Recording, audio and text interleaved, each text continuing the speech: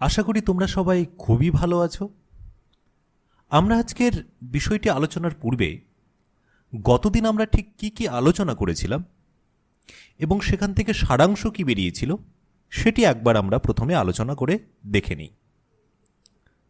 দেখো, গতদিন আমরা এসটিপিতে কোনো একটি গ্যাসের আয়তনকে 22.4 লিটারে এনে এর যে অনুসংখ্যা সেই অনুসংখ্যা আমরা নির্ণয় করেছিলাম। সেটি কত? 6.022 ইন্টু 10⁻23। তাহলে এসটিপিতে আমি যে কোনো গ্যাস নিই না কেন, নাইট্রোজেন নিই, অক্সিজেন নিই অথবা কার্বন ডাই অক্সাইড নিই, প্রত্যেকের ক্ষেত্রে আয়তন আমার যদি 22.4 লিটার হয়ে থাকে তাহলে এর যে অনুসংখ্যা সেই অনুসংখ্যা কিন্তু অবশ্যই প্রত্যেকের ক্ষেত্রে কত হবে? 6.022 ইন্টু 10⁻23।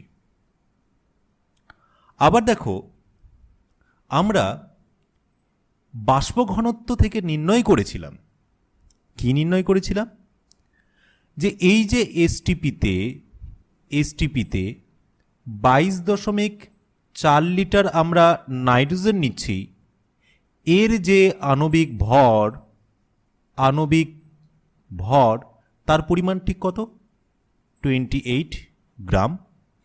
অক্সিজেনের ক্ষেত্রে এর আণবিক ভর 32 গ্রাম এবং কার্বন ডাই অক্সাইডের ক্ষেত্রে এর আণবিক ভর 44 গ্রাম। তাহলে এখান থেকে আমরা কি বলতে পারি? এখান থেকে বলতে পারি, দেখো, যে 28 গ্রাম নাইট্রোজেন মানেই তার মধ্যে কি পরিমাণ অনুসংখ্যা রয়েছে? 6.022 ইন্টু 10⁻23। একই রকমভাবে 32 গ্রাম অক্সিজেন মানেই সেখানে অনুসংখ্যা এটাই রয়েছে এবং 44 গ্রাম কার্বন ডাই অক্সাইডের মধ্যেও কিন্তু অনুসংখ্যা কি রয়েছে? এটাই রয়েছে। তাহলে দেখো, এখানে আমরা কি করছি? যদি নির্দিষ্ট সংখ্যক অণু নেই তাহলে উল্টো দিক থেকে বলতে পারি এসটিপিতে তার আয়তন হবে 22.4 লিটার। আবার 22.4 লিটার যদি আমি এসটিপিতে যে কোনো গ্যাস নিই তাহলে সোজা দিক থেকে আমি বলতে পারি যে এটির যে অনুসংখ্যা হবে সেটি হবে এই 6.022 ইন্টু 10⁻23। এবং এই যে সংখ্যা, এই সংখ্যাটিকে পরবর্তী সময়ে আমরা অ্যাভোগাড্রোর যে নিয়ম বা অ্যাভোগাড্রোর যে প্রকল্প, সেই প্রকল্প থেকে যেহেতু একটি হিন্স পাওয়া গিয়েছিল, তার জন্য তাকে সম্মান জানানোর জন্য আমরা এই সংখ্যাটিকে কি বলে থাকি? এই সংখ্যাটিকে আমরা বলেছিলাম অ্যাভোগাড্রো নাম্বার, এবং যেটিকে আমরা NA এটি দ্বারা কিন্তু সূচিত করি। তাহলে দেখো, এখানে আমি যদি 28 গ্রাম নাইট্রোজেন নিই, 32 গ্রাম অক্সিজেন নিই অথবা 44 গ্রাম কার্বন ডাই অক্সাইড নেই, তাহলে প্রত্যেকের ক্ষেত্রে যে সংখ্যক অণু তার মধ্যে বিদ্যমান থাকবে তার পরিমাণ কি? Avogadro number. আবার এখানে আরেকটা রিলেশন আমরা কিন্তু গতদিন পেয়েছিলাম। কি পেয়েছিলাম? দেখো, আমরা নাইট্রোজেনের ক্ষেত্রে এর যে মলিকিউলার মাস ছিল বা আণবিক ভর ছিল সেটি ছিল 28 AMU বলতে পারি আমরা, ইউনিট যদি ধরি। একই রকমভাবে অক্সিজেনের ক্ষেত্রে ছিল 32 AMU এবং কার্বন ডাই অক্সাইডের ক্ষেত্রে ছিল এটি 44 AMU। এবং মজার ব্যাপার, দেখো, ম্যাজিকের মতো এই অ্যাভোগাড্রো সংখ্যা পাওয়ার জন্য আমাকে কি করতে হচ্ছে? এই 28 সংখ্যাটিকেই যদি আমি 28 গ্রামে রূপান্তরিত করি এবং এই পরিমাণ আমি যদি নাইট্রোজেন নিই তাহলে তার মধ্যে বিলংস করছে অ্যাভোগাড্রো সংখ্যক অণু। একই রকমভাবে এই যে 32টাকে আমি যদি 32 গ্রামের রূপান্তর করি এবং 32 গ্রাম অক্সিজেন গ্যাস নিই তাহলে এই অক্সিজেন গ্যাস 32 গ্রামের যে অনুসংখ্যা দাঁড়াবে সেটিও অ্যাভোগাড্রো সংখ্যক। একই রকমভাবে যদি আমরা 44টিকে 44 গ্রামে রূপান্তর করে, রূপান্তর নয়, 44 গ্রামে এনে কার্বন ডাই অক্সাইডের ভর এনে তার যদি অনুসংখ্যা আমরা নির্ণয় করি, তাহলে সেক্ষেত্রেও কিন্তু যে অনুসংখ্যা দাঁড়াচ্ছে সেটি কিন্তু অ্যাভোগাড্রো সংখ্যক। তাহলে এখানে আর আমাকে কিছুই করতে হচ্ছে না। দেখো, এই যে মলিকুলার মাস অর্থাৎ আণবিক যে ভর পেয়েছি, যেটি মূলত কি একটি মাত্র অণুর যে ভর, সেই ভর সংখ্যাটিকে আমরা যদি গ্রামে নিয়ে এসে বা শুধুমাত্র সংখ্যাটির যদি নিয়ে তাকে আমরা যদি গ্রাম লিখে দিই এবং তত পরিমাণ যদি গ্যাস নিই, সেখানে কিন্তু আমরা বারবার করে একই সংখ্যক দেখো অণু পাচ্ছি। দেখো, এখান থেকেই আমরা একটি নতুন সংজ্ঞা পেয়েছি এবং সেই নতুন সংজ্ঞাতে আমরা কি করেছি, এই যে পৃথক পৃথক আলাদা আলাদা গ্রাম, এদের প্রত্যেককে একটি একই এককে আনার চেষ্টা করা হয়েছে।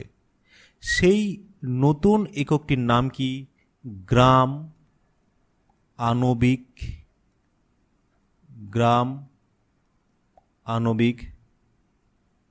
ভর। গ্রাম আণবিক ভর। অর্থাৎ এইটাকে যদি আমি 28 যে মলিকুলার মাস রয়েছে বা আণবিক ভর রয়েছে, সেটাকে আমরা যদি গ্রামে প্রকাশ করি, তাহলে যেহেতু আমরা অ্যাভোগাড্রো সংখ্যক অণু পাচ্ছি, তার জন্য এই 28 গ্রাম নাইট্রোজেনকে আমরা কি বলবো? গ্রাম আণবিক ভর, অর্থাৎ 1 গ্রাম আণবিক ভর। অপরদিকে যদি আমরা অক্সিজেনের ক্ষেত্রেও এই 32 AMU, যেটি একটি অণুর ভর, তাকে যদি আমরা গ্রামে প্রকাশ করি, তাহলে সেটি দাঁড়াচ্ছে 32 গ্রাম এবং তাকে আমরা কি বলবো? 32 গ্রাম অক্সিজেনকে একসঙ্গে বলবো 1 গ্রাম আণবিক ভর। একই রকমভাবে যদি আমি 44টিকে 44 গ্রামে রূপান্তর করে কার্বন ডাই অক্সাইড নিই, অর্থাৎ 44 গ্রাম কার্বন ডাই অক্সাইড নিই, তারও ঠিক পরিমাণ আমরা একবারে বলতে পারি 1 গ্রাম আণবিক ভর।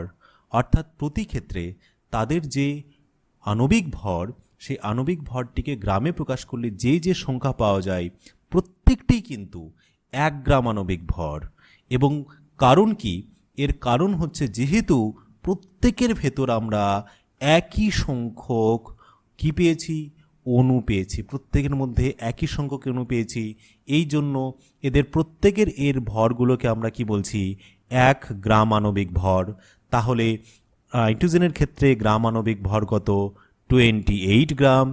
অক্সিজেনের ক্ষেত্রে তোমার গ্রাম আণবিক ভর কত? 32 গ্রাম। এবং কার্বন ডাই অক্সাইডের ক্ষেত্রে গ্রাম আণবিক ভর কত? 44 গ্রাম। অর্থাৎ প্রত্যেকের ক্ষেত্রে দেখো এদের ভর কিন্তু আলাদা আলাদা, কিন্তু যেহেতু এদের মধ্যে প্রত্যেকের মধ্যে একই পরিমাণ কি রয়েছে? অণু সংখ্যা রয়েছে, তার জন্য এদের প্রত্যেকের এই পরিমাণ এবং এই পরিমাণ প্রত্যেককে আমরা 1 গ্রাম আণবিক ভর বলবো। তাহলে গ্রাম আণবিক ভরের যে মেইন পারপাস বা মেইন উদ্দেশ্য, সেটি হচ্ছে এই অ্যাভোগাড্রো সংখ্যাটিকে কি করা?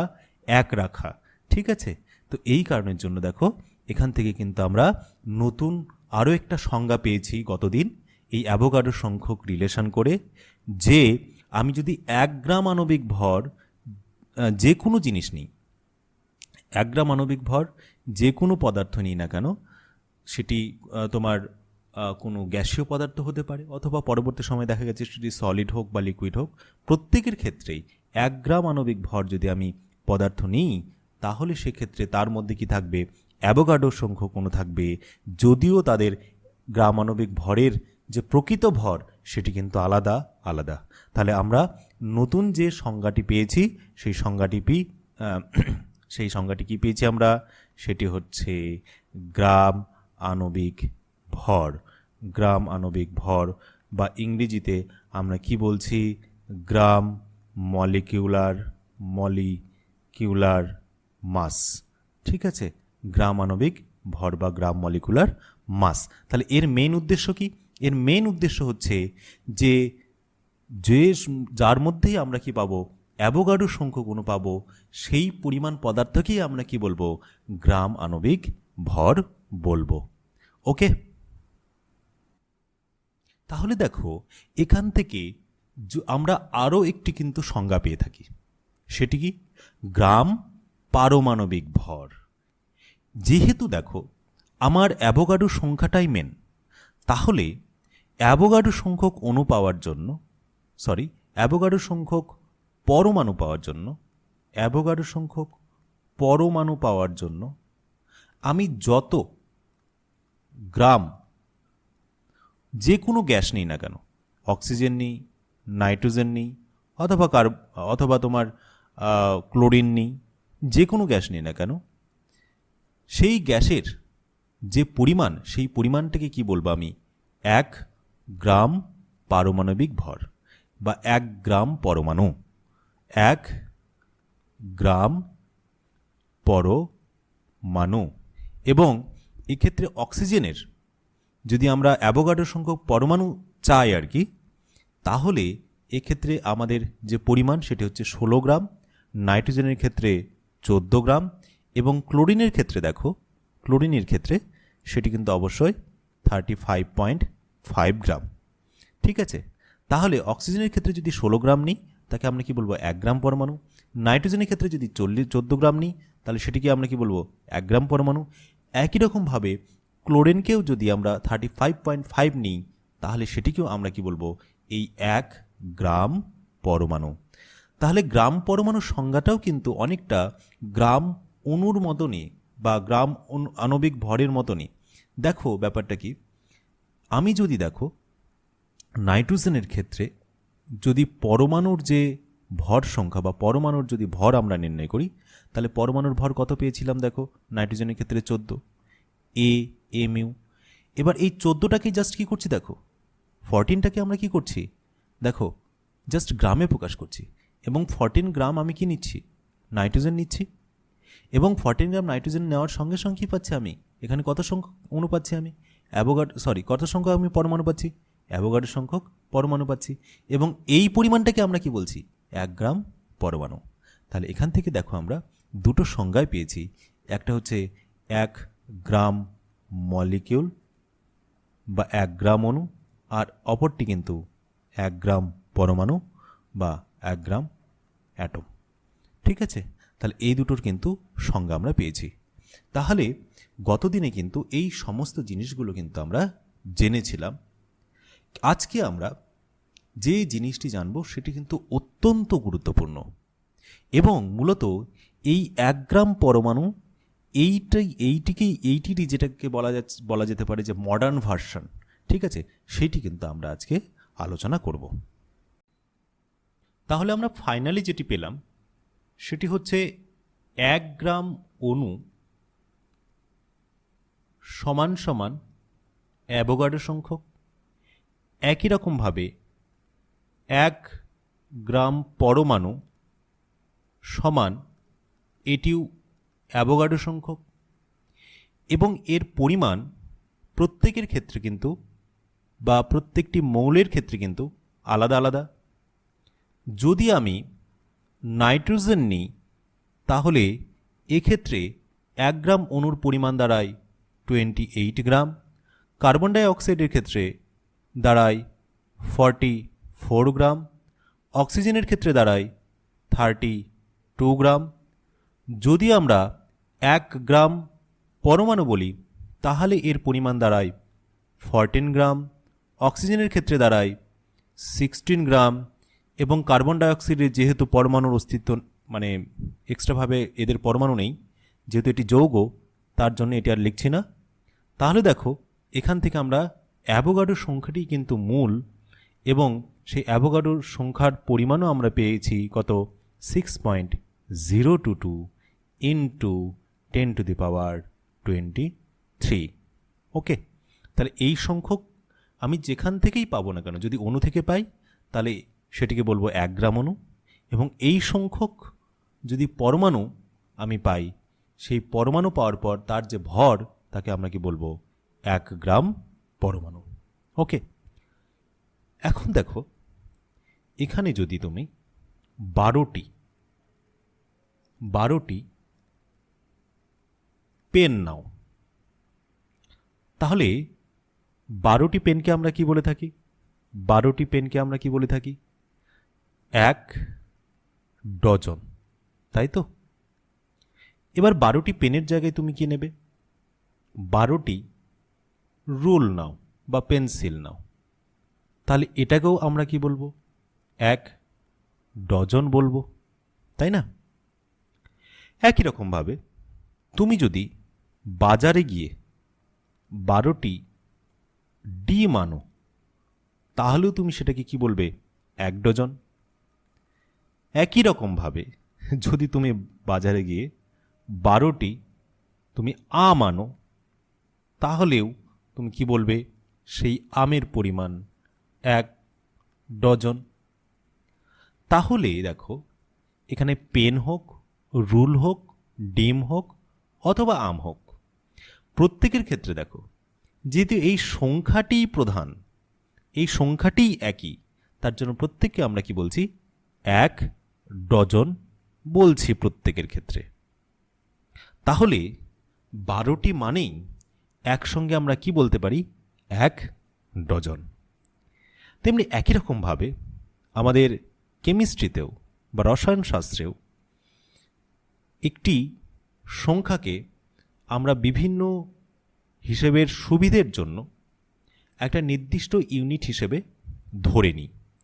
যেমন এই সংখ্যাটি 6.022 ইন্টু 10⁻23, এইটাকে রসায়নে এই সংখ্যাটিকে যেটা হিসেবে ধরে নেওয়া হয় সেটি হচ্ছে 1 মোল। 1 মোল অর্থাৎ এই সংখ্যক তুমি যদি পেন নাও, রুল নাও, যদি তুমি ডিম নাও অথবা যে কোনো জিনিস নাও, যে কোনো জিনিস, পরমাণু নাও, অণু নাও, যে কোনো কিছু নাও না কেন, সেক্ষেত্রে এই সংখ্যক যে একসঙ্গে যদি আমরা বলি এই সংখ্যাটাকে, তাকে আমরা কি বলবো? 1 মোল বলবো। ঠিক আছে? তাহলে দেখো, আমরা যদি এই সংখ্যক অর্থাৎ 6.022 ইন্টু 10⁻23 এই সংখ্যক অণু নিই, দেখো এই সংখ্যক অণু নিই, তাহলে এদের যে পরিমাণ, সেই পরিমাণটা কিন্তু আমরা দুভাবে বলতে পারি। দেখো, দুভাবে বলতে পারি। একটি হচ্ছে সংখ্যাগতভাবে এবং অপরটি হচ্ছে ভর অনুসারে। তাহলে সংখ্যাগতভাবে যদি একবারে এতগুলো অণুকে আমি একবারে বলি, তাহলে এটাকে আমরা কত বলবো? 1 মোল। 1 মোল। ঠিক আছে? একই রকমভাবে যদি জেনারেলভাবে আমি যদি বলি যে এর ভরগতভাবে পরিমাণ কত, তাহলে আমরা বলবো এর ভরগত পরিমাণ 1 গ্রাম অণু। এবং এক্ষেত্রে কিন্তু আমরা 1 গ্রাম অণু বলতে আলাদা আলাদা করে কোনো গ্রাম বোঝাচ্ছি না। এখানে জেনারেলভাবে এখানে oxygen, nitrogen, carbon dioxide, chlorine এদের পৃথকভাবে ভর বলা হচ্ছে না, কিন্তু এদের একবারে বলে দেওয়া হচ্ছে যে এদের মধ্যেও যদি এই এত সংখ্যক অণু থাকে, তাহলে এদের যে প্রত্যেকের ভর হবে সেটিকে জেনারেল একটা ফিগারে বলার জন্য আমরা কি বলছি? 1 গ্রাম অণু শব্দটি কিন্তু ব্যবহার করছি। এক্ষেত্রে কিন্তু অক্সিজেন বলতে 1 গ্রাম অণু মানে তোমরা অলরেডি জানো 32 গ্রাম, এবং নাইট্রোজেন বলতে কিন্তু এদের ভর হিসেবে আমরা যখন বলছি তার মানে যে পরিমাণ সেটি কিন্তু অবশ্যই তোমার 28 গ্রাম। তাহলে আমরা এই সংখ্যাটাকে যদি অণু হিসেবে ধরি এবং সংখ্যাগতভাবে যদি প্রকাশ করার চেষ্টা করি, সংখ্যাগতভাবে যদি তার পরিমাণটা বলি, তাহলে অবশ্যই বলবো 1 মোল। আর যদি ভরগতভাবে বলি তাহলে কি বলবো? 1 গ্রাম অণু। তাহলে এই যে মোল, এটি কি মূলত সংখ্যাগত পরিমাণটাকেই কিন্তু বোঝায়। তাহলে এই দুটোর মধ্যে মেইন পার্থক্যটা কি দেখো, এই সংখ্যাটাকে আমরা কি বলছি? মূলত অ্যাভোগাড্রো সংখ্যা। এবং অ্যাভোগাড্রো সংখ্যক যা কিছু থাকবে তাকেই আমরা সংখ্যাগতভাবে পরিমাণ বলবো আমরা 1 মোল, এবং ভরগতভাবে যদি আমি পরিমাণ বলি তার ভর 1 গ্রাম অণু। ঠিক আছে, একই রকমভাবে এটার যদি আমি পরমাণু নিই, এত সংখ্যক পরমাণু, যে কোনো পরমাণু নিই না কেন, তাহলে সংখ্যাগতভাবে কিন্তু বলবো এক্ষেত্রে 1 মোল পরমাণু, 1 মোল পরমাণু। এবং ভরগতভাবে যদি আমি বলি, ভরগতভাবে এই পরিমাণটাকে যদি আমি বলার চেষ্টা করি, তাহলে সেক্ষেত্রে কিন্তু আমরা কি বলবো, 1 গ্রাম পরমাণু, 1 গ্রাম পরমাণু। অবশ্যই দেখো এক্ষেত্রে 1 গ্রাম পরমাণু বলতে যেটা বোঝাচ্ছে সেটা অক্সিজেনের ক্ষেত্রে কিন্তু আলাদা, নাইট্রোজেনের ক্ষেত্রেও আলাদা। অক্সিজেনের ক্ষেত্রে এখানে 1 গ্রাম পরমাণু বলতে 16 গ্রাম বোঝাচ্ছে, এবং নাইট্রোজেনের ক্ষেত্রে অবশ্যই 14 গ্রাম বোঝাচ্ছে, তাই না? তাহলে দেখো এই সংখ্যার সঙ্গে যদি জেনারেল এককভাবে যদি কোনো পরিমাণ আমরা বলতে চাই, জেনারেলভাবে যদি পরিমাণ বলতে চাই, তাহলে সংখ্যাগতভাবে কিন্তু দেখো 1 মোল শব্দটা ব্যবহার করছি, সেটা অণু হলে অণু, পরমাণু হলে পরমাণু। এবং ভরগতভাবে যদি আমরা সেই পরিমাণটাকে একবারে আমরা বলতে চাই, তাহলে আমরা তাকে বলবো 1 গ্রাম অণু অথবা 1 গ্রাম পরমাণু। ওকে, এখন এখানে আরেকটা জিনিস কিন্তু আমাদের একটু স্পষ্ট করা উচিত, যে দেখো আমরা যদি 12টি পেন নিই, 12টি পেন, তাহলে এখানে দেখো পেন এবং পেনের যে হেড বা ক্যাপ, এই দুটোকে যদি আমরা একসঙ্গে ধরি, তাহলে কিন্তু এটাকে আমরা কি বলবো, 1 ডজন, তাই না? কারণ 12টি মানেই 1 ডজন। কিন্তু এখানে আলাদাভাবে যদি আমি 12টি pen, only pen without head, only pen বলি, তাহলে এখানেও সেটি কিন্তু 1 ডজন। আবার এখানে যদি আমি 12টি হেড বা ক্যাপ বলি, তাহলেও কিন্তু এক্ষেত্রে যে ক্যাপের পরিমাণ, সেই ক্যাপের পরিমাণ কিন্তু 1 ডজন। কারণ এখানে 12 সংখ্যাটিই কিন্তু মেন। এখানে 12টি কি পেন না হেড পেন একসঙ্গে, সেটা কিন্তু এখানে মুখ্য জিনিস নয়। এখানে 12টি মানেই সেটা কিন্তু 1 ডজন বোঝায়। এবার যদি এখানে দেখো, যদি এই কোশ্চেনটা করা হয় যে একটি পেনের মধ্যে 2টি অংশ রয়েছে, 2টি অংশ রয়েছে, এবং মোট অংশ কত ডজন, মোট অংশ কত ডজন, তাহলে আমরা কি বলবো, 12টি পেন রয়েছে, 12টি পেনের ক্যাপ রয়েছে, তাহলে এই 12টি পেনের জন্য কত ডজন, 1 ডজন, এবং 12টি ক্যাপের জন্য কত ডজন, 1 ডজন, তাহলে মোট কত ডজন হবে, 2 ডজন হবে, তাই তো? তাহলে এখানে দেখো কিন্তু আমাদের যখনই আমরা ডজন বলবো, তখন এক্স্যাক্ট কার কথা আমরা বলছি সেটি কিন্তু একবার বলে দেওয়া কিন্তু অনেকটা বেটার। ঠিক একই রকমভাবে আমরা যখন মোল বলবো, দেখো আমরা যখন মোল বলবো, ধরে নাও আমি বললাম 1 মোল অক্সিজেন, তাহলে 1 মোল অক্সিজেন যখন আমি বলছি, তখন কিন্তু এখানে স্পষ্ট নয় যে আমরা 1 মোল অক্সিজেন অণুর কথা বলছি না 1 মোল অক্সিজেন পরমাণুর কথা বলছি। এখানে কিন্তু এটা স্পষ্ট নয়, কারণ 1 মোল অক্সিজেন যদি আমি অণু ধরি, তাহলে কিন্তু এখানে যদি আমি 1 মোল অণু ধরি, অক্সিজেন অণু, তাহলে এখানে অণুর পরিমাণটা কিন্তু অবশ্যই 1 মোলই রয়েছে, 1 মোলই রয়েছে, কিন্তু পরমাণুর সংখ্যা কটা রয়েছে দেখো, পরমাণুর পরিমাণ কটা রয়েছে দেখো, পরমাণুর পরিমাণ কিন্তু অবশ্যই কটা রয়েছে, তোমার 2 মোল রয়েছে। কারণ একটি যে পরমাণু, একটি যে অণু, সেই অণুর মধ্যে কয়টি করে পরমাণু বিলংস করছে, 2টি করে পরমাণু বিলংস করছে। এই কারণের জন্য আমরা এক্ষেত্রে পরমাণুর যে পরিমাণ বলবো সেটি অবশ্যই কিন্তু এখানে 2 মোল। তাহলে 1 মোল যদি আমরা অণু নিই, তাহলে পরমাণুর পরিমাণ 2 মোল। একই রকমভাবে যদি 1 মোল আমরা ওজন নিই, 1 মোল ওজন অণু নিই, তাহলে দেখো যেহেতু একটি অক্সিজেনের 3টি পরমাণু রয়েছে, একটি ওজন অণুতে 3টি পরমাণু রয়েছে, এই কারণের জন্য এখানে যে পরমাণু সংখ্যা, সেই পরমাণু সংখ্যা দাঁড়াচ্ছে কিন্তু 3 মোল। ঠিক আছে, 3 মোল। তাহলে এখানে এটা কিন্তু স্পষ্ট করে বলে দেওয়া উচিত যে যখনই আমরা বলবো 1 মোল শব্দটি, তখন কিন্তু 1 মোল ঠিক কি? সেটি অণু, পরমাণু, না ইলেকট্রন, না নিউট্রন, ঠিক কি সেটি কিন্তু অবশ্যই আমাদের বলে দিতে হবে। তাহলেই কিন্তু 1 মোলের যে সঠিক ধারণা বা সংখ্যাগত দিক থেকে যে সঠিক পরিমাণ, সেটি কিন্তু আমরা বুঝতে পারবো। না হলে কিন্তু সঠিকভাবে বোঝার ঠিক মুশকিল। তাহলে দেখো 6.022 × 10⁻23 এই সংখ্যাটি মাত্রই, একে আমরা কি বলি? অ্যাভোগাড্রো সংখ্যা, এন এবং নিচে এ লিখি, অর্থাৎ এটি কিন্তু অ্যাভোগাড্রো, এ মানে অ্যাভোগাড্রো। অণু পরমাণুর ক্ষেত্রে যদি একটি রিলেশন আমরা তৈরি করতে চাই, এক্ষেত্রে আমি ইলেকট্রন বা আদার্স কারো ক্ষেত্রে বলছি না, অণু এবং পরমাণুর ক্ষেত্রে বলছি, যে এত সংখ্যক মানেই এর সংখ্যাগত পরিমাণ কত? 1 মোল।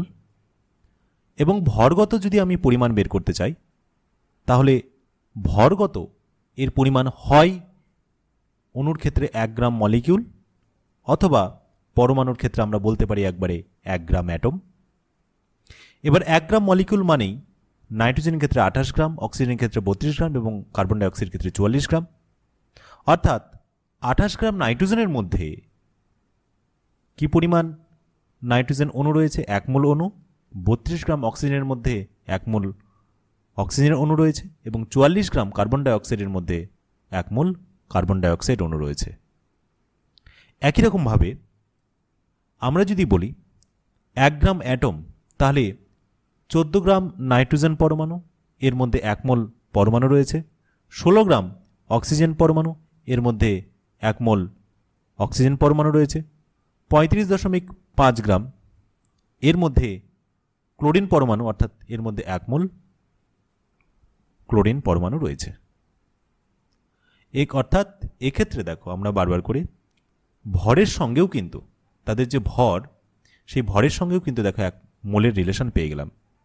তাহলে কোনো কিছু যখন আমরা গ্রামে প্রকাশ করি, কোনো আণবিক ভরকে আমরা যখন গ্রামে প্রকাশ করি, আণবিক ভরকে আমরা যখন গ্রামে প্রকাশ করি, তাহলে সেটি মূলত কি বোঝায়? 1 মোল বোঝায়। একই রকমভাবে কোনো পারমাণবিক ভরকেও আমি যখন গ্রামে প্রকাশ করি, তখন কিন্তু সেক্ষেত্রেও সেটি কি বোঝায়? 1 মোল পরমাণু বোঝায়।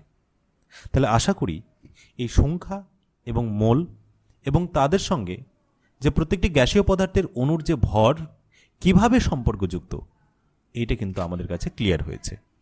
কারণ দেখো, আমি এর আগের দিনই আমরা ভালো করে বুঝেছি যে 28 গ্রাম নাইট্রোজেনের মধ্যে কি রয়েছে? এই অ্যাভোগাড্রো সংখ্যক অণু রয়েছে। 32 গ্রাম অক্সিজেনের মধ্যে অ্যাভোগাড্রো সংখ্যক অণু রয়েছে। 44 গ্রাম কার্বন ডাইঅক্সাইডের মধ্যেও অ্যাভোগাড্রো সংখ্যক অণু রয়েছে। আর অ্যাভোগাড্রো সংখ্যক অণু থাকা মানেই সেক্ষেত্রে কত? 1 মোল। তাহলে এবার এক্ষেত্রে একটা প্রশ্ন চলে আসে যে এই যে আমরা লিখছি 22.4 লিটার, এটি মানেই কি 1 মোল? অর্থাৎ 22.4 লিটার মানেই কি 1 মোল? একদম কিন্তু তা নয়। 22.4 লিটার আয়তন বিভিন্ন উষ্ণতায় হতে পারে এবং বিভিন্ন প্রেসারে হতে পারে। ধরে নাও সেটা প্রেসার 2 atm হতে পারে, 3 atmও হতে পারে, অথবা 4 atmও হতে পারে। একই রকমভাবে এদের টেম্পারেচারও কি থাকতে পারে? তোমার কম বেশি থাকতে পারে। কোনোটার উষ্ণতা 30 ডিগ্রি সেন্টিগ্রেড হতে পারে, কারো 25 ডিগ্রি সেন্টিগ্রেড হতে পারে, আবার কারো ক্ষেত্রে হয়তোবা 40 ডিগ্রি সেন্টিগ্রেডও হতে পারে। তাহলে আমরা এই যে 22 লিটার আয়তন আমরা নির্ণয় করছি, এই 22 লিটার 22.4 লিটার মানেই কিন্তু 1 মোল নয়।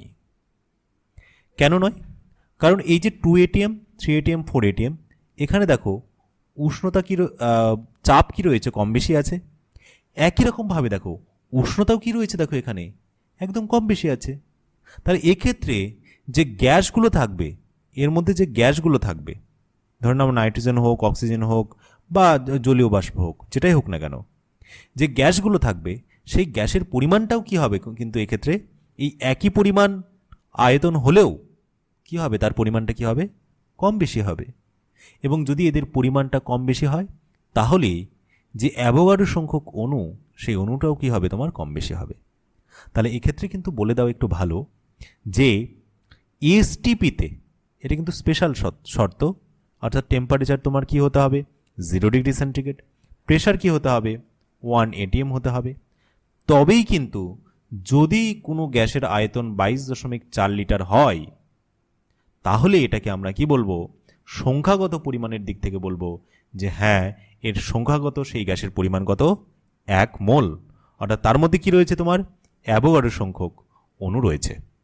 কিন্তু যদি এসটিপিতে যদি না হয় তাহলে কিন্তু অবশ্যই 22.4 লিটারকে আমরা কখনোই 1 মোল অণু বলতে পারবো না, 1 মোল অণু বলতে পারবো না।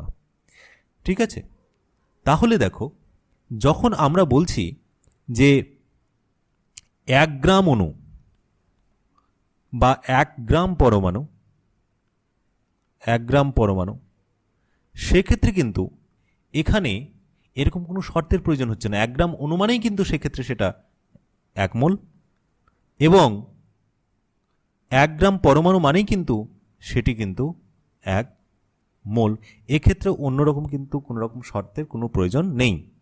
কিন্তু আমরা যখনই এই আয়তনের দিক থেকে যাচ্ছি, যখনই এই আয়তনের দিক থেকে আমরা সেটিকে মোল হিসেবে ক্যালকুলেশন করতে যাচ্ছি, তখন কিন্তু আমাদের অবশ্যই এসটিপিতে আনতে হচ্ছে, এবং তারপর সেক্ষেত্রে আমরা বলতে পারবো যে এই পরিমাণ কোনো গ্যাসে কি রয়েছে, অ্যাভোগাড্রো সংখ্যক অণু রয়েছে। তাহলে দেখো এই জিনিসটাই আমরা একটু ছকের মাধ্যমে দেখে নিলে কিন্তু আমাদের আরও ভালো হবে। একটি টেবিলের মাধ্যমে আমরা দেখে নিচ্ছি। দেখো দেখো এক্ষেত্রে এনএ মলিকিউলস, ওকে, অর্থাৎ অ্যাভোগাড্রো সংখ্যক যে মলিকিউলস, যদি অ্যাভোগাড্রো সংখ্যক মলিকিউলস হয় তাহলে সেটাকে আমরা কি বলতে পারি, সেটাকে আমরা বলতে পারি দেখো 1 মোল, ওকে। একই রকম ভাবে দেখো এনএ সংখ্যক যদি পরমাণু হয় তাহলেও কিন্তু তাকে আমরা কি বলতে পারি 1 মোল। এটা কি পার্টিকেল ফর্মে, অর্থাৎ যদি আমরা কণা হিসেবে মোল সংখ্যা বের করতে চাই, কণা হিসেবে মোল সংখ্যা বলি। অপরদিকে আয়তন হিসেবে যদি আমরা বলার চেষ্টা করি তাহলে কাকে 1 মোল বলবো, যদি এসটিপি কন্ডিশনে থাকে এবং এর আয়তন যদি 22.4 লিটার হয় তাহলেই কিন্তু তাকে কি বলবো, আমরা 1 মোল বলবো, কারণ এর মধ্যে অ্যাভোগাড্রো সংখ্যক কিন্তু অণু রয়েছে।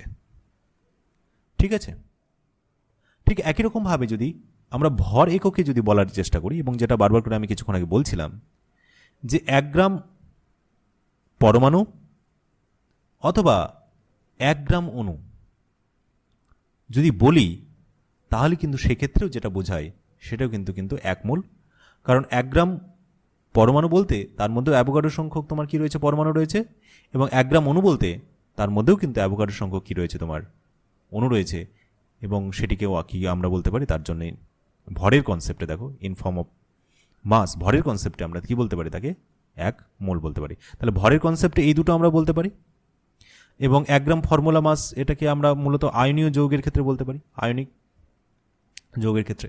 তাহলে ভর কনসেপ্টে আমরা এই তিনটে শব্দ বলা মানেই 1 মোল, আয়তন কনসেপ্টে এসটিপিতে 22.4 লিটার বলা মানে 1 মোল। একই রকমভাবে যদি কণা সংখ্যা অনুসারে যদি বলি তাহলে অ্যাভোগাড্রো সংখ্যক অণু অথবা পরমাণু বলা মানেও কিন্তু সেটা 1 মোল। এই মোলারিটিটা আমরা পরে দেখব, একটা দুটো ক্লাস পরে, একটা দুটো আলোচনার পরে আমরা দেখব, এবং তখন সেখানে আমরা জানব। অর্থাৎ 1 মোলের যে ব্রাঞ্চ আমরা সেটা সম্বন্ধে কিন্তু আমাদের এখানে মোটামুটি একটা ক্লিয়ার কনসেপ্ট কিন্তু তৈরি হলো। ফাইনালি আমরা যদি মোলের এই যে ধারণা, সেই মোলের ধারণার যদি সংজ্ঞা পাঠ্যপুস্তকের ভাষায় বলার চেষ্টা করি, আধুনিকতম সংজ্ঞা, তাহলে মূলত কার্বন যে 12 আইসোটোপ, সেই আইসোটোপকে কিন্তু আমরা মূলত মূল মৌল হিসেবে ধরে নিই এবং তার পারমাণবিক যে ভর 12, সেখান থেকে আমরা তার যে 1 গ্রাম পরমাণুর যে ভর, 1 গ্রাম পরমাণুর যে ভর সেটিতে নিয়ে যাই, অর্থাৎ 12 গ্রাম, বা সেটি আমরা বলতে পারি 0.012 কেজি।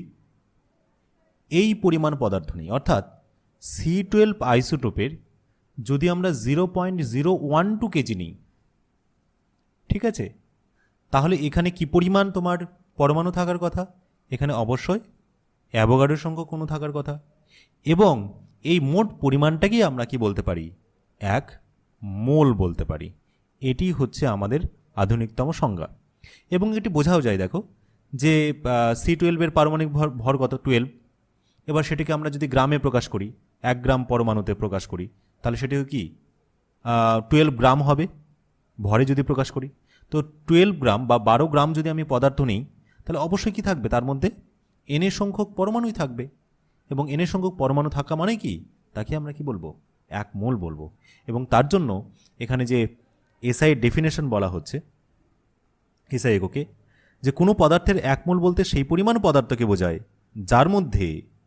যার মধ্যে ওই পদার্থের উপাদান কণিকার সংখ্যা C12 আইসোটোপের 0.012 কেজি পরিমাণে যত সংখ্যক কার্বন পরমাণু বর্তমান তার সমান। ঠিক আছে, তার সমান।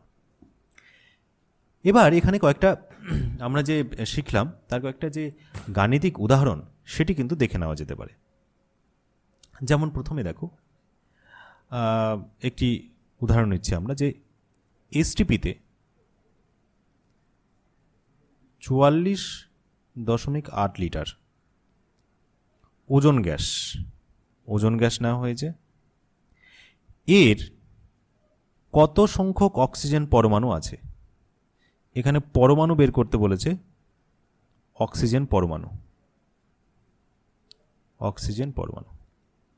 তাহলে কোশ্চেনটা কি? এসটিপিতে আয়তন কত দেওয়া আছে? 44.8 লিটার, আমি সংক্ষেপে লিখেছি, ওজন গ্যাস, এবং এখানে বের করতে বলেছে যে অক্সিজেন পরমাণু সংখ্যাটি কত। তাহলে আমরা কি করে বের করতে পারি? দেখো এখান থেকে আমরা সরাসরি কিন্তু মোলে যেতে পারি। দেখো কি করে? প্রথমে যে অক্সিজেনের যে আয়তন, দেখো এসটিপিতে যেহেতু বলেছে, তাহলে 22.4 লিটার মানে কি? কত মোল? 1 মোল। আমরা আয়তনের সঙ্গে রিলেশন আমরা এটাই পড়েছি। দেখো এবার এখানে যদি আমাকে বলা হয় 44.8 লিটার, তাহলে এক্ষেত্রে কত মোল হবে?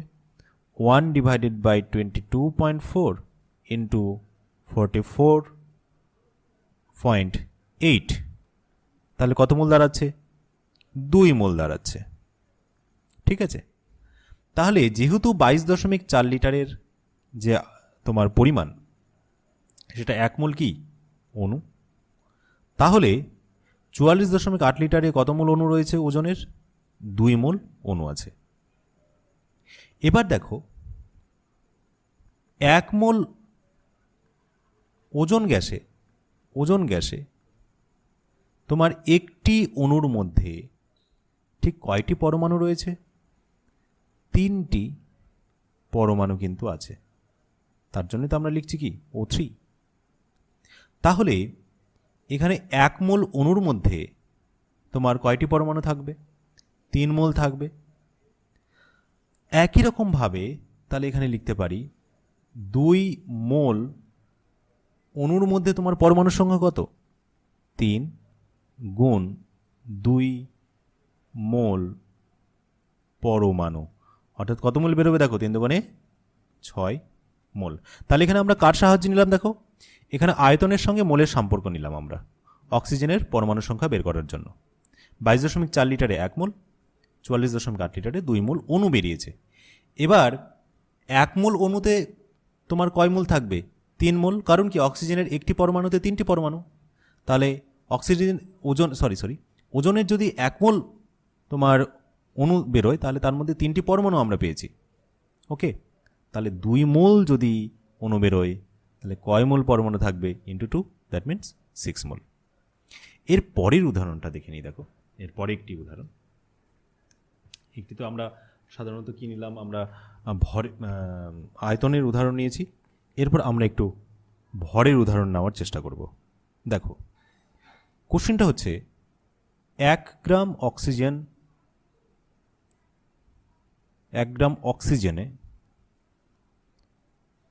অক্সিজেনে পরমাণু ও অণুর সংখ্যা কত? পরমাণু ও অণুর সংখ্যা কত? ঠিক আছে। ও হ্যাঁ, এখানে একটা কথা বলি, সেটা হচ্ছে যেহেতু আমার এখানে মোলে আমরা বের করছি 6 মোল, সেটা একবারে না বলে তুমি যদি সংখ্যা বের করতে চাও তাহলে কি করবে? এই অ্যাভোগাড্রো সংখ্যক যেটা রয়েছে তার সঙ্গে কি করে দেবে? 6 গুণ করে দেবে। তাহলে যে পরিমাণটা পাবো আমরা সেটাই হচ্ছে কিন্তু তার মোট অক্সিজেন পরমাণুর সংখ্যা। যদি মোলে না বলি আমরা তাহলে সংখ্যা দিয়ে গুণ করে দেবো। তাহলে এখানে দেখো কি জিজ্ঞাসা করেছে, 1 গ্রাম অক্সিজেন তোমাকে দিয়েছে, দিয়ে বলেছে যে এর পরমাণু এবং অণুর সংখ্যা কত। অর্থাৎ ভরের সঙ্গে আমার কি গ্রামের মোলের যে সংখ্যা সেটা কিন্তু আমাকে এখানে বের করতে বলেছে, মোলের সম্পর্ক। তাহলে এখানে আমাকে কি দিয়েছে? ভর দিয়েছে। তো অক্সিজেনের দেখো ভরের রিলেশন কি হয় তোমার? 1 গ্রাম অণু, 1 গ্রাম অণু সমান তোমার কত দাঁড়ায়? 1 মোল, তাই না? এবার 1 গ্রাম অণু অক্সিজেন মানে কত গ্রাম? 32 গ্রাম সমান কত? 1 মোল। তাহলে 32 গ্রামে যদি 1 মোল হয় তাহলে 1 গ্রাম সমান সমান কত মোল? 1/32 মোল, তাই তো? এই পরিমাণ আমি পাচ্ছি, এই সংখ্যক। তাহলে এখানে কিন্তু অণুর সংখ্যা আমি পেয়ে গেছি। অতএব দেখো অক্সিজেন অণুর সংখ্যা কত হবে?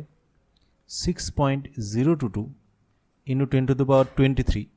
এইটি কি 1 মোলে হচ্ছে এই পরিমাণ অণু সংখ্যা রয়েছে, ইন্টু 1/32। ঠিক আছে, তাহলে এটাই কি দাঁড়াচ্ছে আমার অক্সিজেন অণুর সংখ্যা। এর যদি আমরা ক্যালকুলেশন করি তাহলে দাঁড়াবে মোটামুটি 1.882 ইন্টু 10⁻22। ওকে, এবার দেখো যে একটি অক্সিজেন অণুর মধ্যে দেখো কয়টি পরমাণু রয়েছে? 2টি না? তাহলে এখানে তোমাদের একটু টিপস হিসেবে বলে দিই, যার মধ্যে যতগুলো পরমাণু থাকবে, যে অণুর মধ্যে, কোনো অণুর মধ্যে যতগুলো পরমাণু থাকবে তার মোল সংখ্যা কিন্তু তত গুণ হয়ে যাবে।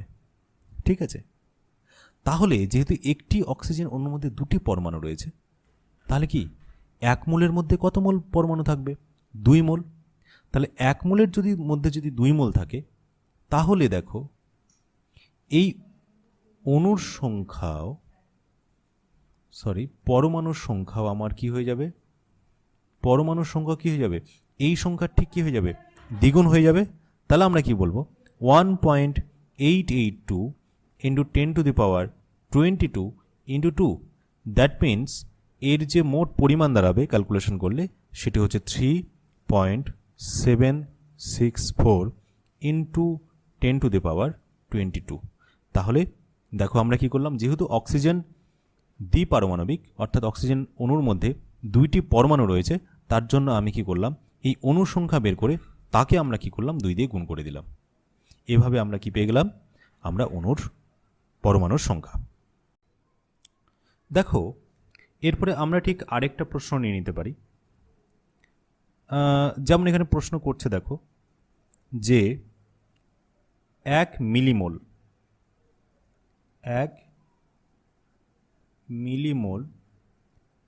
অ্যামোনিয়ার ভর কত?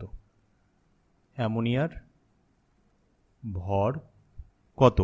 এবং এখানে বের করতে বলেছে যে এর মধ্যে অ্যামোনিয়ার কতগুলি অণু বর্তমান, এর অণু সংখ্যাও কিন্তু এখানে বের করতে বলেছে। ঠিক আছে, অণুর সংখ্যা কত। তো এখানে দেখো মিলিমোল শব্দটা বলেছে, তো এখানে একটু তোমাদের আমি বলে দিই যে ওই যেমন ডেসি সেন্টিমিলি একই রকম, কিন্তু একই রকম জিনিস। তো ধরে নাও তোমাকে বলেছে 1 সেন্টিমোল, ঠিক আছে, 1 সেন্টিমোল, আমি সংক্ষেপে লিখছি। তো 1 সেন্টিমোল মানে কত মোল, একই রকমভাবে দেখো ডেসি সেন্টি, হ্যাঁ, মানে লিটারকে তুমি হচ্ছে মোল হিসেবে ভাবো, তাহলে লিটার ডেসি সেন্টি, ঠিক একই রকমভাবে মোল ডেসি সেন্টি, তাহলে কত হবে 10⁻⁻² মোল, মোল। তাহলে এখান থেকে কি বলেছে দেখো মিলিমোল বলেছে, তাহলে 1 মিলিমোল, 1 মিলিমোল সমান সমান কত হবে তাহলে লিটার ডেসি সেন্টিমিলি, মানে কত লিখতাম আমরা 10⁻⁻3। ঠিক এখানেও কিন্তু আমরা কি লিখব, মোল তোমার হচ্ছে ডেসিমোল, সেন্টিমোল, মিলিমোল, তার 10⁻³ মোল। একই রকমভাবে যদি তোমাদের বলা হয় যে কিলোমোল, 1 কিলোমোল, ঠিক আছে, কিলোমোল, তাহলে তো তোমরা কত লিখতে পারবে, ওই একই রকম সেম টু সেম 10⁻³ মোল, ঠিক আছে। তো এভাবে তোমরা কি করতে পারো, মোলটাকে কিলো, ডেসি, সেন্টি এগুলোতে রূপান্তর কিন্তু করা যায়। তাহলে এখানে আমাকে কি বলেছে দেখো 1 মিলিমোল এর ভর বের করতে বলেছে, তাহলে ভরের সঙ্গে তোমার কি চেয়েছে, মোলের রিলেশন, এখানে ভরের সঙ্গে মোলের রিলেশন। তো অ্যামোনিয়ার দেখো ভর কত, এখানে অ্যামোনিয়ার ভর কত, যদি তোমার 1 মোল হবে, 1 মোল যদি অ্যামোনিয়া নিই তাহলে ভর হবে কত 1 গ্রাম অণু। এবার 1 গ্রাম অণু মানে এর ভর কত আমরা সহজে বের করতে পারি, নাইট্রোজেন যদি 14 হয় তাহলে হাইড্রোজেন 3, দ্যাট মিনস কত 17 গ্রাম। প্রথমে বেরোবে 17 এবং পরে কত, সেটাকে আমরা গ্রামে রূপান্তর করতে কত বেরোবে 17 গ্রাম, তার মানে 17 গ্রাম 1 মোলের ভর। তাহলে 1 মোলের ভর কত, 1 মোল এর অ্যামোনিয়ার ভর কত দাঁড়াচ্ছে তোমার 17 গ্রাম, আর এখানে কত মোল বের করতে বলেছে 10⁻³ মোল, তাহলে এর কত হবে 17 × 10⁻³ গ্রাম। খুব সহজ হিসাব দেখো, তাহলে এত গ্রাম কি পেয়ে গেলাম আমরা, এর ভর পেয়ে গেলাম। এবার এখান থেকে কি বের করতে বলেছে দেখো অনুসংখ্যা বের করতে বলেছে, তো অনুসংখ্যা বের করা খুব সোজা, দেখো অনুসংখ্যাও বের করা খুব সোজা।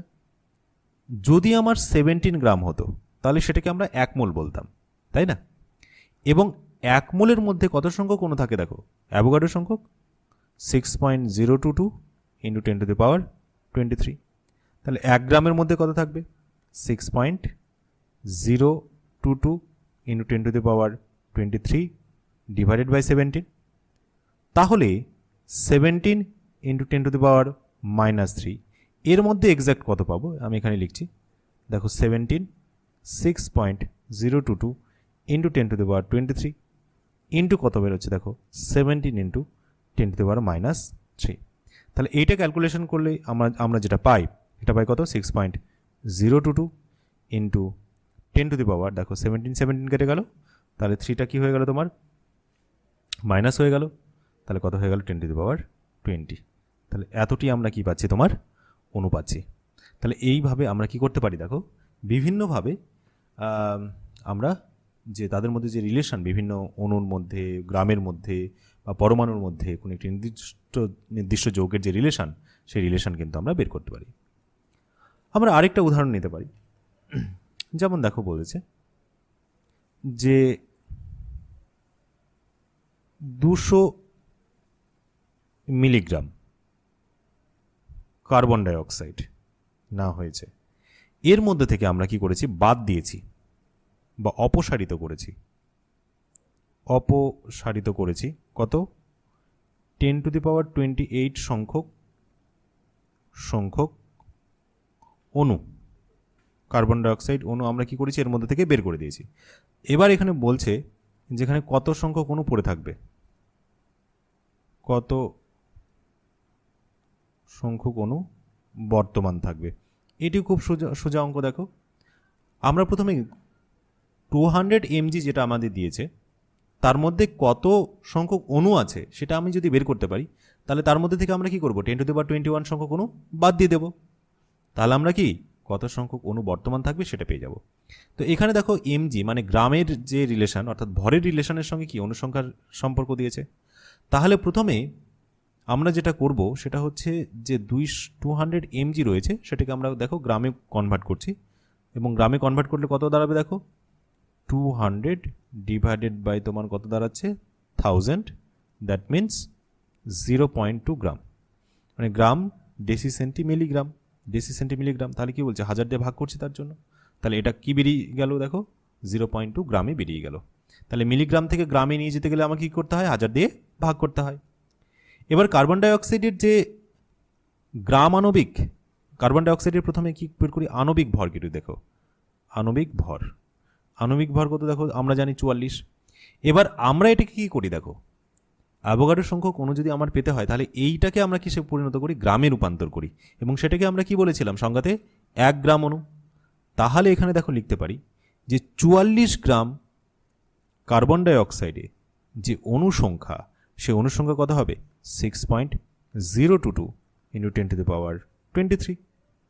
এখানে কত গ্রাম দিয়েছে 0.2 গ্রাম, তাহলে এটার মধ্যে অণু হবে কত 6.022 ইন্টু 10⁻23 ডিভাইডেড বাই 44 ইন্টু কত 0.2, এবং এখান থেকে ক্যালকুলেশন করলে যেটা বেরোচ্ছে যেটা পাওয়া যাবে 2.7372 ইন্টু 10⁻21।